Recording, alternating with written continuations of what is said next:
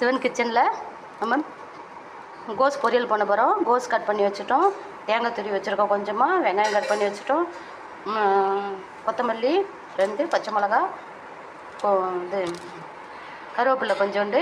இப்போ நம்ம தாளிச்சிடலாம். எண்ணெய் காஞ்சிச்சு. கோஸ் பொரியலுக்கு கடுகு உளுத்தம் பருப்பு போட்டுடலாம். வெங்காயம் இப்போது போட்டுடலாம்.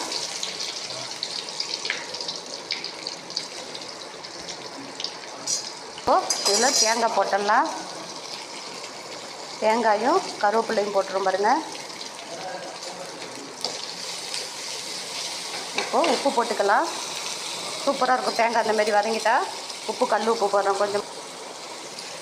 இப்போது போட்டு தண்ணி ஊற்றி மூடி வச்சிடலாம். இப்போது கோஸ் பொரியல் ரெடி பண்ணிட்டோம். கொஞ்சமாக தேங்காய் தூவி இருக்கும், கொஞ்சம் கொத்தமல்லி. நம்ம செஞ்சு பாருங்கள்.